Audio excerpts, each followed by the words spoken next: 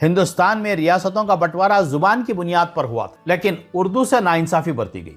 اگر اس وقت انصاف سے کام لیا جاتا تو آج اردو زبان کی بھی ایک الگ ریاست ابھری ہوتی۔ اس کے بجائے اردو بولنے والے علاقوں کو آپس میں بانٹ دیا گیا تاکہ یہ زبان سدا کے لیے ختم ہو جائے۔ یہ زبان خود اپنے گھر میں اور اپنوں میں پرائی ہو کر رہ گئی۔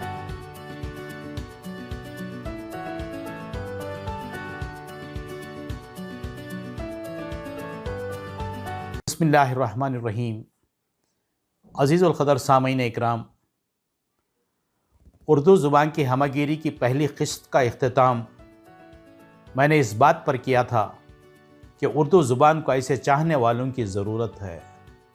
اردو زبان کو ایسے چاہنے والوں کی ضرورت ہے جو اس کے مقام معراج سے واقف ہو چکے ہیں۔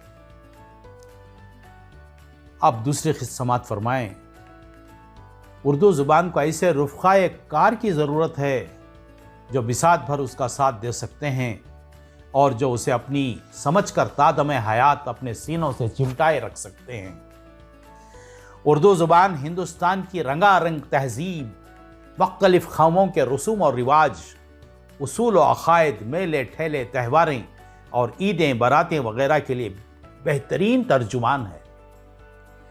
اس زبان کے شعراء و ادبا نے اس کے ذریعے قومی یکجہتی، میل ملاپ اور بھائی چارہ کی جتنی تبلیغ کی ہے شاید کسی دوسری زبان والوں نے کی ہوگی۔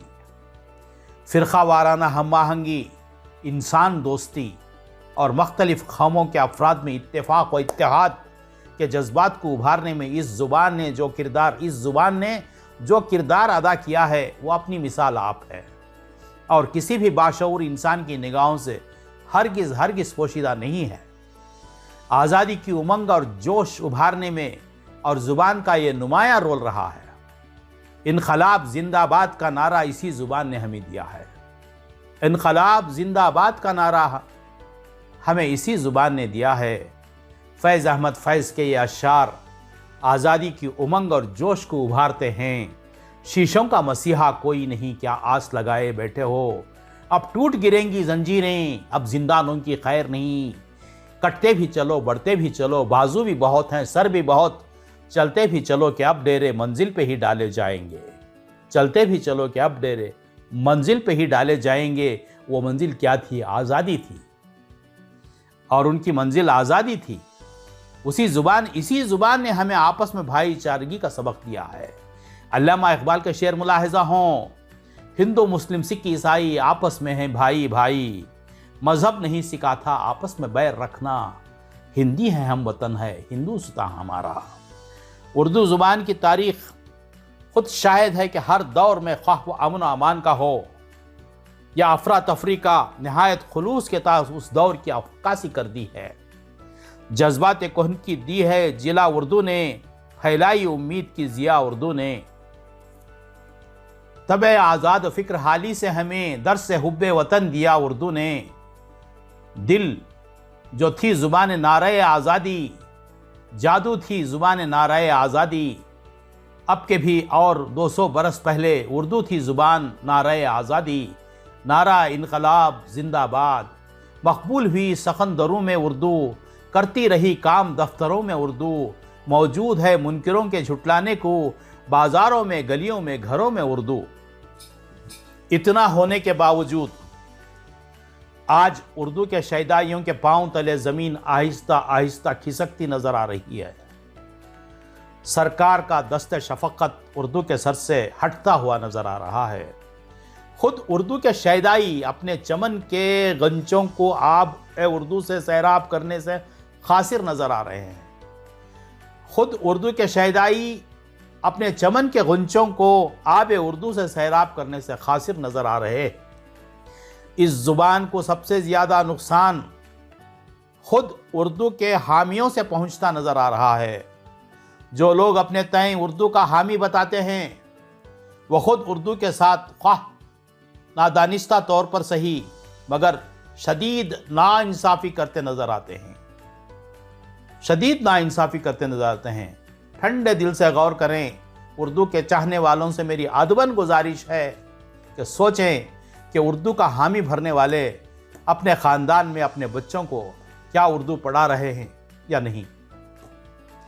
خود اردو کے حامی اخبارات اور رسائل کو وغیرہ کو انگلش اخبارات اور رسائل کے سامنے حقیر جانتے ہیں۔ اردو اخبارات پڑھنے والے کو حقارت سے دیکھتے ہیں۔ اردو میں دستخط کرنا ان کے شان کے خلاف ہے۔ خالص اردو میں بات کرنا وہ نہیں جانتے جب تک کہ آدھے الفاظ ان میں انگریزی کے شامل نہ ہوں۔ وہ اپنے بچوں کو کانوینٹ میں بھیج کر خوش ہیں، لیکن ان میں بچے اردو میں کمزور ہوتے رہ جاتے ہیں، اس کی ان کی بالکل پرواہ نہیں۔ اس دور میں اکثر والدین اپنے بچوں کو اپنی مادری زبان سے نا آشنا کروا رہے ہیں۔ یہ حقیقت ہے جس میں ہمارے مذہب اور تہذیب و تمدن کا اثاثہ ہے۔ اس زبان میں، اردو زبان میں ہمارے مذہب کا، تمدن اور تہذیب کا اثاثہ ہے۔ یہ بات ہمیں اچھی طرح معلوم ہے کہ ہماری زندہ و پائندہ تہذیب کا خزانہ اس زبان میں پوشیدہ ہے۔ جب تک ہماری موجودہ نسل کو اس زبان سے روشناس نہیں کرایا جاتا، اس وقت تک ہمارے مذہب کی خوبیاں، ہمارے اسلاف کے کارناموں سے واقفیت ناممکن ہے۔ بچوں کی آئندہ زندگی کی بہتری سوچ کر کانوینٹ اور انگریزی مدرسوں میں ضرور تعلیم دلوائیں، انکار نہیں، ہمیں اعتراض نہیں ہے۔ خدا را ساتھ ساتھ اس بات کا بھی خیال رکھیں کہ ہمارا بچہ اپنی مادری زبان سے ناآشنا نہ رہے۔ ہمارا بچہ اپنی مادری زبان سے، ماں کی گود میں سیکھے جانے والی زبان سے ناآشنا نہ رہے۔ اردو کی تعلیم کا بچپن ہی میں انتظام کریں، اردو زبان کی تعلیم سے روشناس کرائیں، اپنی مادری زبان کو پرایا نہ بنائیں۔ یہی میری آپ سے التجا ہے۔